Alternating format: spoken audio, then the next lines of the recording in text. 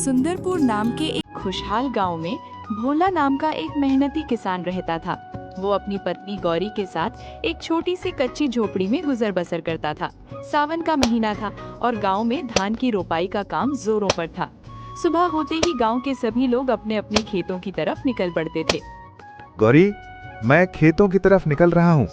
आज काम ज्यादा है तो तुम दोपहर का खाना लेकर वहीं आ जाना। और हाँ भाग्यवान, गर्मी बहुत है तो साथ में मटके का ठंडा छाछ भी लेती आना। जी ठीक है, आप चलिए, मैं समय से खाना और छाछ लेकर पहुंच जाऊंगी। आप अपना ख्याल रखिएगा। भोला अपने खेत में पहुंचता है और पूरी लगन से काम में जुट जाता है कि तभी खेत की मेड़ पर दो आदमी आते दिखाई दिए।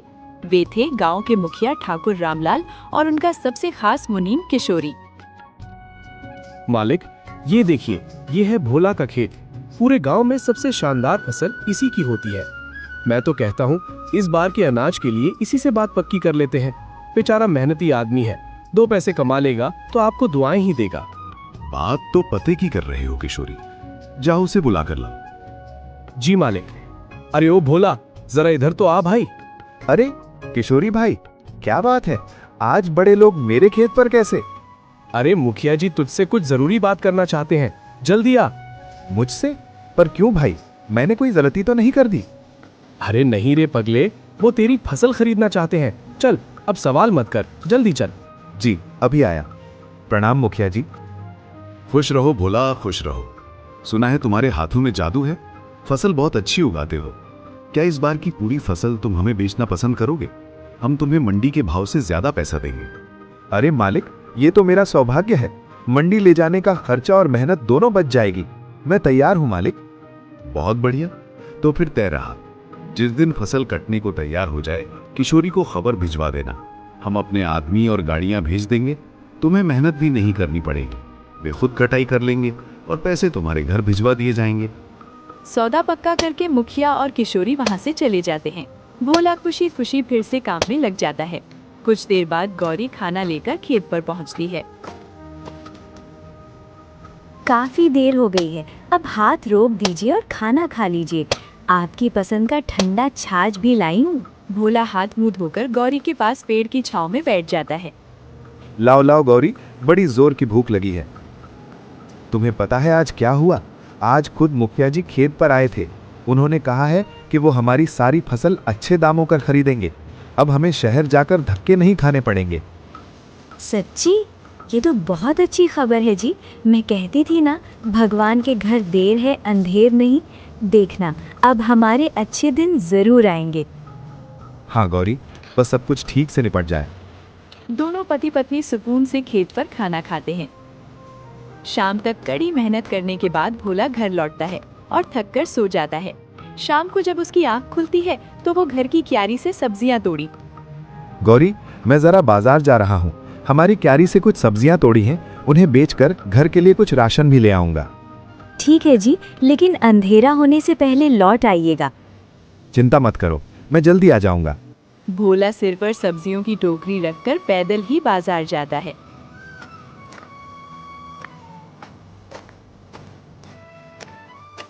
सब्जियां ताजी थीं, इसलिए जल्दी बिक गईं।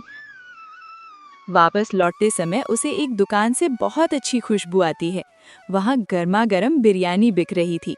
वाह, क्या खुशबू है।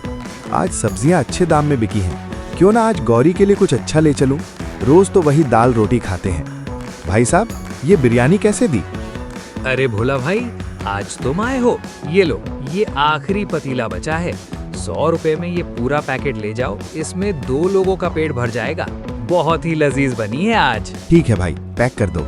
आज गौरी खुश हो जाएगी। भोला बिरयानी का पैकेट लेकर पैदल ही तेज कदमों से घर की ओर चल पड़ता है।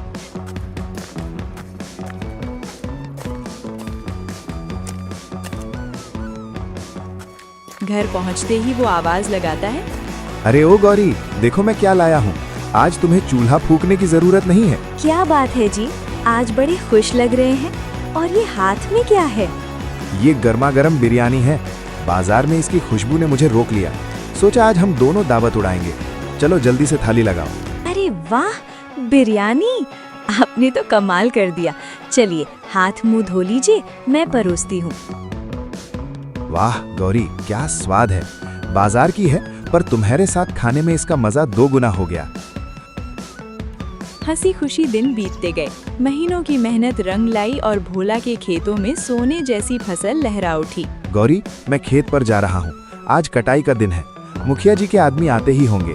भोला अपने खेत में पहुंचता है। चल बेटा घोला, तैयार हो जा, आज पसीना बहाना है। तभी मुखिया का आदमी शेरा अपने साथियों के साथ वहां पहुंच जाता है।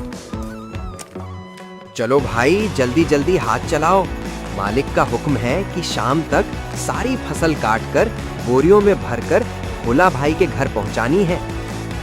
सबने मिलकर तेजी से फसल काटी और अनाज की 8 बड़ी बोरियां तैयार हो गईं।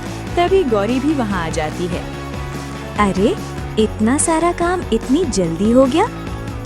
हाँ गौरी, इसे ही तो कहते हैं संगठन में शक्ति है। जो काम मुझे अकेले करने में हफ्ता भर लगता, इन लोगों ने मिलकर 1 दिन में कर दिया। शाम होते होते शेरा और उसके साथियों ने अनाज की सारी बोरियां भोला के घर तक पहुंचा दी। चलो भोला भाई, हमारा काम खत्म हुआ। कल सुबह हम गाड़ी लेकर आएंगे और ये बोरियां हवेली ले जाएंगे। तब तक तुम इनका ध्यान रखना। भोला ने बोरियां कमरे में रख दी और सोने चला गया।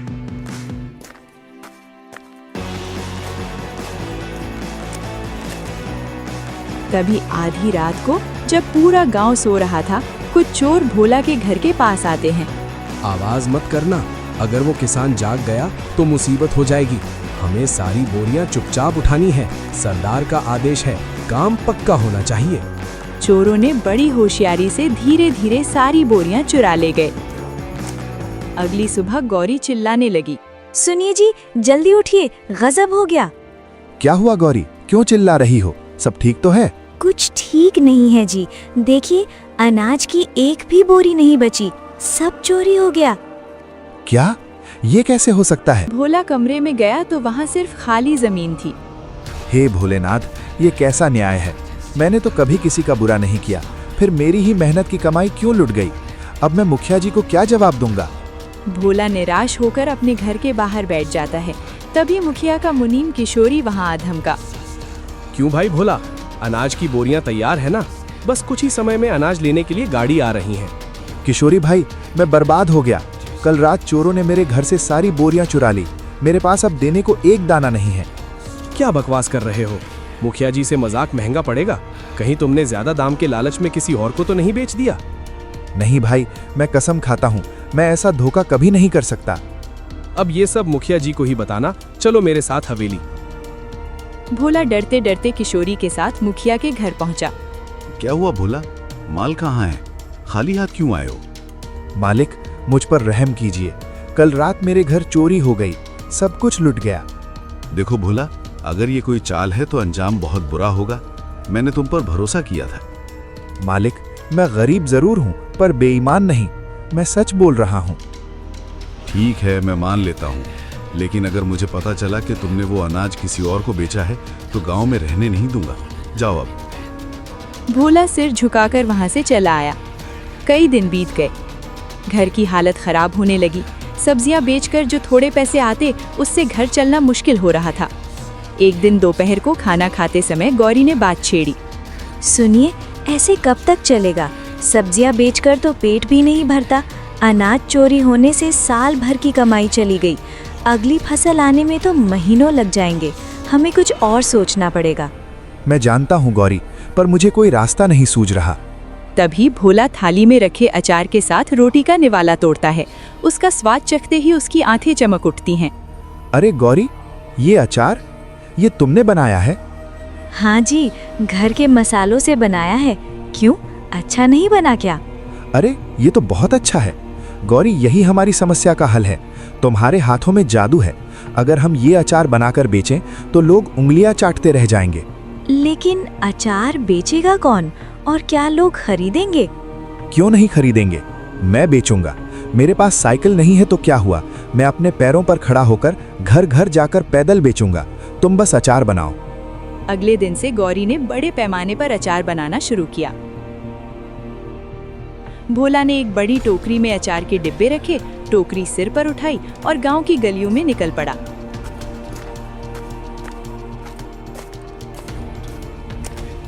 अचार ले लो भाई, अचार। घर का बना खट्टा मीठा चटपटा अचार। अरे भाई रुकना, इतनी धूप में पैदल घूम रहे हो, दिखाओ जरा क्या है। भाभी जी, ये मेरी घरवाली ने बनाया है, एक बार चख कर देखिए, स्वाद ना आए तो पैसे मत दीजिएगा। अरे वाह, ये तो बिल्कुल मेरे नानी के हाथ जैसा स्वाद है। भैया 1 डिब्बा नहीं 2 डिब्बे दे दो। जरूर भाभी जी। भोला आगे बढ़ा। रास्ते में उसे गांव का एक बुजुर्ग मिला। अरे भोला, सुना तेरी फसल चोरी हो गई थी, बड़ा दुख हुआ बेटा, अब क्या कर रहा है? क्या करें काका, पेट तो पालना ही है, अब अचार बेच रहा हूँ, आप भी चखिए। बहुत उम्दा बेटा, ये तो शहर के अचार से भी बढ़िया है, मुझे भी एक बड़ा डिब्बा दे दे।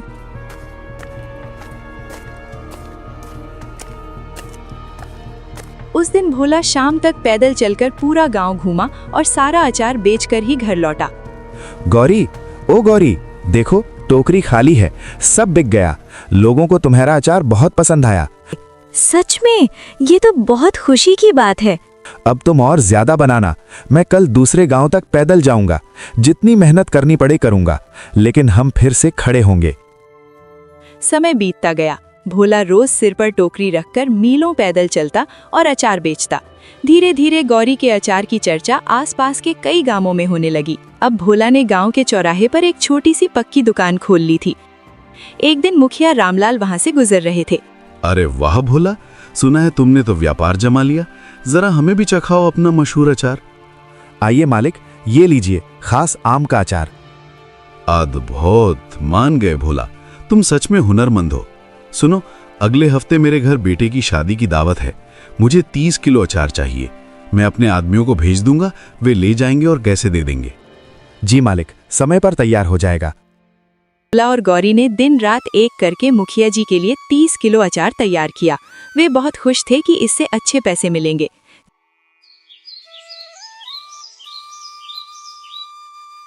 जी सुनिए, उठिए, देखिए फिर वही हुआ।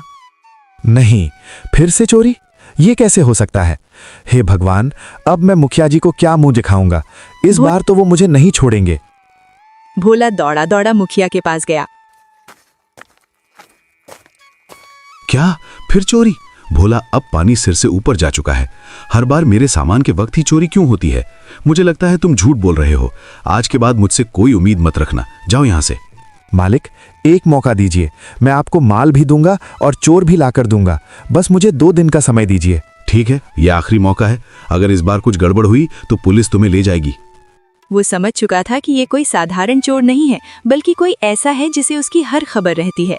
उसने फिर से मेहनत की और अचार तैयार किया, लेकिन इस बार उसने एक योजना बनाई और सोने चला गया। रात को भोला को चोरों के चिल्लाने की आवाज आती है। अरे बाप रे, मेरी आंखें, बचाओ, कोई पानी दो।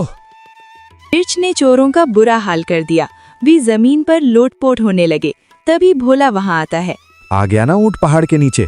तो तुम हो वो जो मेरी मेहनत की कमाई खाते थे। अब बताओ, किसके कहने पर करते हो ये सब? नहीं तो अभी पुलिस बुलाता हूँ।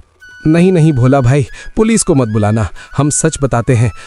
हमें मुनीम किशोरी ने भेजा था। क्या? किशोरी? मुखिया जी का खास आदमी? हाँ भाई, वही हमें खबर देता था कि कब माल तैयार है, हमें माफ कर दो। अगले दिन भोला चोरों को मुखिया के पास ले गया और सारी सच्चाई बताई। मुखिया को विश्वास नहीं हुआ, लेकिन जब उन्होंने सख्ती से पूछा तो चोरों ने सब उगल दिया। किशोरी पकड़ा गया। किशोरी, मैंने तुझे अपने बेटे जैसा माना और तूने मेरी ही पीठ में खंजर घोंपा और इस गरीब किसान को इतना सताया। क्यों किया तूने ऐसा? मालिक, मुझे माफ कर दीजिए। मुझे डर था कि कहीं भोला मुझसे ज्यादा आपका चहेता ना बन जाए। अगर वो अमीर हो जाता तो मेरी पूछ कम हो जाती। इसी डर और जलन में मैंने ये सब किया। तेरा डर बेबुनियाद था, लेकिन तेरी हरकत माफी के लायक नहीं है। पुलिस आ रही है, अब जेल में ही सड़ना। पुलिस किशोरी और चोरों को ले गई। मुखिया ने भोला की मेहनत और ईमानदारी की तारीफ की और उसे इनाम भी दिया। सीख दोस्तों, ये कहानी हमें सिखाती है कि मेहनत करने वाले की कभी हार नहीं होती और ईर्ष्या करने वाले का कभी भला नहीं होता। सच्चाई की हमेशा जीत होती है। अगर आपको भोला और उसकी बिरयानी अचार वाली कहानी पसंद आई हो तो वीडियो को लाइक करें और चैनल को सब्सक्राइब जरूर करें।